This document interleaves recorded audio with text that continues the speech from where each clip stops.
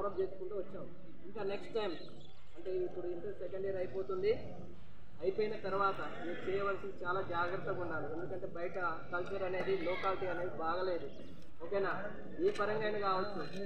మీరు ఎంసెట్కి క్వాలిఫై అవుతారు, అక్కడ ఇంజనీరింగ్కి వెళ్తారు, అక్కడ కాలేజ్ ఎలా ఉంటుందో తెలియదు, బయట రోడ్ల మీద జనాలు ఎలా ఉంటారో తెలియదు, ఏ వ్యక్తి ఎలా ప్రవర్తిస్తారో తెలియదు. కాబట్టి వాటిని అన్నింటినీ పరిగణలోకి తీసుకొని మీరు అక్కడ ప్రవర్తించాల్సి వస్తుంది. అన్ని నాకే తెలుసని మనం ప్రవర్తిస్తే ఆ మధ్యకాలంలో మన ఫ్రెండ్ సర్కిల్లో అదే పేపర్లో చూసారా, ఒక అమ్మాయి కోసం ఒకళ్ళు అవయవాలు పోసి జరిగినాయి. ఇలాంటి స్టోరీస్ జరిగే అవకాశాలు ఉంటాయి. కాబట్టి వాటన్నిటిని మైండ్లో పెట్టుకోండి. మీకోసం మీ పేరెంట్స్ ఎదురు చూస్తున్నారు. ఆ పేరెంట్స్ కోసం చదవండి. ఓకేనా? పేరెంట్స్ కోసం చదువుకుంటే వాళ్ళు సాటిస్ఫాక్షన్ అవుతారు. వాళ్ళు కూడా మిమ్మల్ని చెప్పుకొని నా కొడుకు ఎంసెట్లో పాస్ అయ్యాడు, ఫస్ట్ ర్యాంక్ వచ్చాడు, సెకండ్ ర్యాంక్ వచ్చాడు, ఒక డాక్టర్కి చదువుకోవడానికి అర్హత సాధించాడు, ఇంజనీరింగ్ చేయడానికి అర్హత సాధించాడు అనే ఆ క్రమంలో చెప్పుకోవడానికి అవకాశం ఉన్నది. అర్థమవుతుందా బాబు? వీటన్నిటిని జ్ఞాపకం చేసుకోండి. ఇప్పటి వరకు జరిగిన విషయాలను మేము మర్చిపోతున్నాం. మేము చేసిన మిస్టేక్ని అన్నింటినీ ఈరోజు మర్చిపోతున్నాం. నెక్స్ట్ టైం కూడా బయట ఎక్కడ చేయకుండా జాగ్రత్త పడుతూ మిమ్మల్ని మీరు కాపాడుకుంటూ మీ ఫ్యామిలీని మీరు ప్రొటెక్షన్ చేసుకుంటూ ముందుకెళ్ళండి. ఓకేనా? ఆల్ సెకండ్ ఇయర్కి ఆల్ ది బెస్ట్. ఓకేనా? నెక్స్ట్ ఫస్ట్ ఇయర్ వాళ్ళు వినాలి. ఫస్ట్ ఇయర్ వాళ్ళు ఇక్కడ చెప్పేది కామెడీ కాదు. అర్థమవుతుందా? జోకులు చేయట్లే, ఇక్కడ మీకోసమే ఇక్కడ నిలుచుకునేది. ఫస్ట్ ఇయర్ వాళ్ళు వినండి బాబు. సెకండ్ ఇయర్ అన్నవాళ్ళు మీకు ఏ పరంగా హెల్ప్ చేశారో చేయలేదో అది మీకు తెలుసు, వాళ్ళకి తెలుసు. అయినప్పటికీ కూడా వాళ్ళ విషయంలో మీరు ఒక చిన్న గిఫ్ట్తో వాళ్ళని సంతృప్తిపరచాలని, వాళ్ళని అభినందించాలని మీరు ఒక ఆలోచనతో పూనుకొని వాళ్ళకు ఒక గిఫ్ట్ ఇచ్చారు. వాళ్ళు హ్యాపీగా ఫీల్ అవుతున్నారు దాని విషయంలో. ఓకేనా? ఇంకా ఏంటంటే ఈ గిఫ్ట్లు అనేది కాదు, ఇంకా మీ తల్లిదండ్రులకు కూడా మంచి పేరు తెచ్చుకోవాలి, పేరు తెచ్చిపెట్టాలి. అంటే మనం ఏం చేయాలి? మంచి స్టడీ మీద కాన్సన్ట్రేషన్ చేసి స్టడీపై డిపెండ్ అయ్యి మీరు ఒక స్థాయిలో వస్తే వాళ్ళ పేరెంట్స్ సంతోషిస్తారు. ఈరోజు మీ అన్న వాళ్ళకి సంతృప్తిపరిచారు, ఆనందించేటట్టు చేశారు. ఎందుకు? వాళ్ళకి ఫేర్వెల్ పార్టీ ఇచ్చి ఒక వెల్కమ్ పార్టీ టైప్లో మీకు ఇచ్చి వాళ్ళు మీకు సంతృప్తిపరిచారు, వాళ్ళు మీకు సంతృప్తిపరిచారు. అలాగే మీ పేరెంట్స్ కూడా మీరు సంతృప్తిపరచాలంటే ఒక మంచి స్థాయిలోకి వచ్చి మీకు కూడా సెకండ్ ఇయర్స్ అందరు వినాలి, మీరు కూడా ఒక మంచి స్థాయిలోకి వచ్చి మీ పేరెంట్స్ని కూడా సంతృప్తి చేయాలి. ఓకేనా? మీరు ఫేర్వెల్ పార్టీతో వెల్కమ్ పార్టీతో వారికి సంతృప్తిపరిచారు, ఫేర్వెల్ పార్టీతో మీకు సంతృప్తిపరిచారు. ఓకేనా?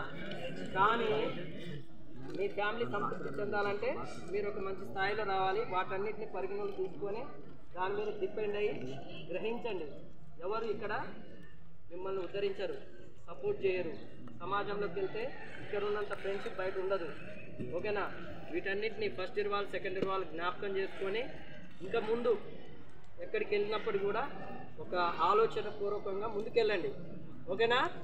దయచేసి వీటన్నిటిని గమనించుకొని ముందుకెళ్తే లైఫ్లో సక్సెస్ అవుతారు. అన్ని విధాలుగా మన లోకాలిటీలో బతకగలం.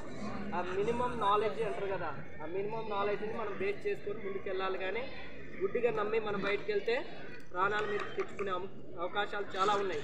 ఈరోజు రాహుల్ గాంధీకే చాలా జరిగింది. రాహుల్ గాంధీ తెలుసు కదా, రాహుల్ గాంధీ గారు స్టార్టింగ్ ఆయన ఏం చేయలేరు ఎవరు కూడా, అయినప్పుడు కూడా ఆయన మీద కేసులు బరాయించారు. మనం ఎంతరా 5 నిమిషాలు ఇట్లా ఊరితే వెళ్ళిపోతాం. కాబట్టి ఎన్నో పరిణామాలు బయట జరుగుతున్నాయి. కాబట్టి వాటినన్నింటినీ జ్ఞాపకం చేసుకొని చాలా జాగ్రత్త పడుతూ ముందుకెళ్ళండి. ఓకేనా? అందరికీ first year and second years వాళ్ళకి లాస్ట్ ఎగ్జామ్ ఉంది కాబట్టి నెగ్లెక్ట్ చేయకుండా మంచిగా చదువుకోండి.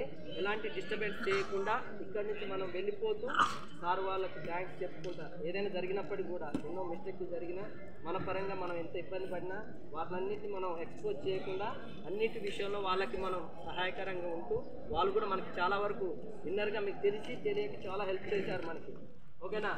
అర్థమవుతుందా? సెకండ్ ఇయర్ తెలిసి తెలియక మనకు చాలా హెల్ప్ చేశారు, తెలియకుండా కూడా హెల్ప్ చేశారు. ఓకేనా? వాటన్నిటిని మనం జ్ఞాపకం చేసుకొని పోయేటప్పుడు ప్రతి ఒక్కసారికి కలిసి థ్యాంక్ యూ సార్, మమ్మల్ని ఇప్పటి వరకు కూడా మీరు అన్ని విషయాల్లో సహకరించినందుకు అని చెప్పి. ఓకేనా? రేపు మీ పేరెంట్స్ ఫస్ట్ ఇయర్ వాళ్ళు గుర్తుపెట్టుకొని పేరెంట్స్తో రావాలి. సాయంత్రం ఫోన్ చేపిస్తాం, పేరెంట్స్తో ఖచ్చితంగా వెళ్ళాలి. వచ్చినప్పుడు ప్రిన్సిపాల్ సార్ దగ్గరికి వెళ్ళండి. ఓకేనా? సెకండ్ ఇయర్ వాళ్ళు కూడా ప్రిన్సిపాల్ సార్ దగ్గరికి వెళ్ళి కలిసి మా ప్రిన్సిపాల్ సారు మా 10th క్లాస్లో వీళ్ళు చెప్పిన సార్లు మనకి పరిచయం చేయించి సార్ మరి ఎగ్జామ్ మంచిగా రాశాడు మా వాడు. Thank you sir. ఇప్పటి వరకు ఫుడ్ విషయంలో అన్నింటిలో మీరు సహాయకాలు ఉన్నారు. మోటివేషన్ చేసి సార్ వాళ్ళు మంచి ప్రొటెక్షన్ చేసి ఎగ్జామ్ అంతట్లో మంచిగా రాసేటట్టు సహాయం చేశారు అని ప్రిన్సిపాల్ సార్ కూడా థ్యాంక్స్ చెప్పారనుకో వాళ్ళంతా సంతోషిస్తారు. అదే మన ప్రిన్సిపాల్ సార్ చెప్పింది. కాబట్టి వీటన్నిటిని మీరు లైట్ తీసుకోవద్దు దయచేసి. మీరు అలా చెప్పడం వల్ల ఏమవుతుందంటే మీకు కూడా ఒక కాన్ఫిడెంట్ లెవెల్ అనేది పెరుగుతుంది. అర్థమవుతుందా బాబు? కాన్ఫిడెంట్ మీకు కూడా సాటిస్ఫాక్షన్ అనేది ఒకటి వస్తుంది. ఆ సాటిస్ఫాక్షన్ కోసమైనా మీరు థ్యాంక్స్ అనే పదాన్ని వాడాలి. ఓకేనా? అర్థమవుతుంది అందరికీ? గుర్తు పెట్టుకోండి. ఈగో ఫీలింగ్స్ అర్థం పెట్టుకొని డిస్టర్బెన్స్ ఫీల్ అయ్యి మిమ్మల్ని మీరు ఇబ్బంది పెట్టుకోకండి. అది మంచిది కాదు.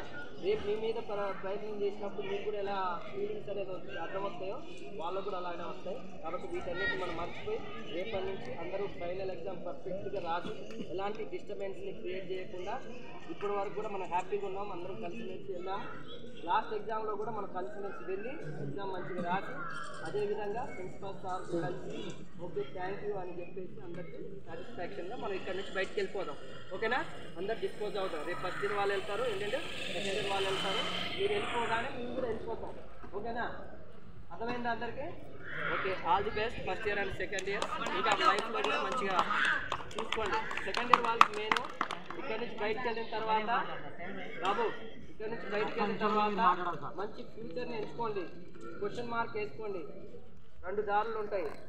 ఓకేనా? డిగ్రీ ఇంజనీరింగ్ ఫీల్డ్ ఉంటుంది, మెడికల్ ఫీల్డ్ ఉంటుంది. వీటిని జ్ఞాపకం చేసుకొని ఎక్స్పోజ్ చేసుకొని ఏది ఇంట్రెస్ట్ దాని వైపే వెళ్ళండి. ఓకేనా? అర్థమవుతుందా? సెకండ్ ఇయర్స్ వాటన్నిటిని మీరు జ్ఞాపకం చేసుకోవాలి. ఎందుకంటే ఇప్పుడు మీరు మెచ్యూరిటీ మైండ్ వస్తుంది, మీ ఆలోచన శక్తి పెరుగుతుంది. కాబట్టి వాటినన్నిటిని జ్ఞాపకం చేసుకొని